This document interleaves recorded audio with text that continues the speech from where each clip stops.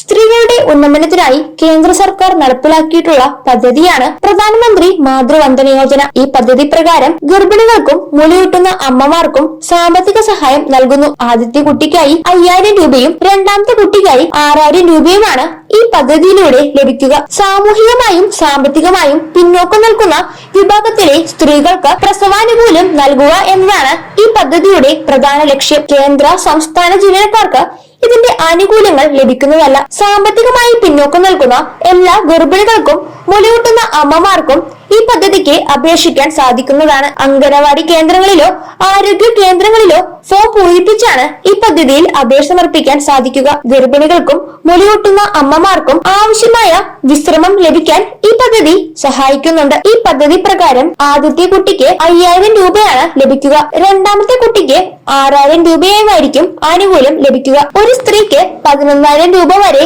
ഈ പദ്ധതിയിലൂടെ ലഭിക്കുന്നതായിരിക്കും. പോഷകാഹാരക്കുറവ് പരിഹരിക്കുന്നതിനും ചികിത്സാ ചെലവ് സംബന്ധിച്ച് സാമ്പത്തിക സഹായം നൽകുക എന്നതുമാണ് ഈ പദ്ധതിയുടെ ലക്ഷ്യം. 3 ഗഡുക്കളായിട്ടായിരിക്കും ആദ്യ പ്രസവത്തിന് ഈ തുക എത്തുക. 2 ഗഡുക്കൾ പ്രസവത്തിന് മുമ്പും 1 ഗഡു പ്രസവത്തിന് ശേഷവുമാണ് ലഭിക്കുന്നത്. ഗർഭിണിയായിരിക്കെ അംഗനവാടിയിൽ പദ്ധതിയിൽ രജിസ്റ്റർ ചെയ്യേണ്ടതുണ്ട്. പ്രാരംഭഘട്ടത്തിൽ 1000 രൂപയാണ് ലഭിക്കുക. രണ്ടാം ഗഡുവായി 2000 രൂപയും ലഭിക്കും. ചുരുങ്ങിയത് ഒരു പ്രാവശ്യമെങ്കിലും ഗർഭകാല പരിശോധനയ്ക്ക് ശേഷമാണ് ഈ രണ്ടാമത്തെ ഗഡു ലഭിക്കുന്നത്. പ്രസവശേഷം മൂന്നാമത്തെ ഗഡുവായ 2000 രൂപ ലഭിക്കുന്നതായിരിക്കും. ഈ പദ്ധതി പ്രകാരം രണ്ടാമത്തെ പ്രസവത്തിൽ പെൺകുട്ടി ജനിക്കുകയാണെങ്കിൽ 6000 രൂപ ലഭിക്കും.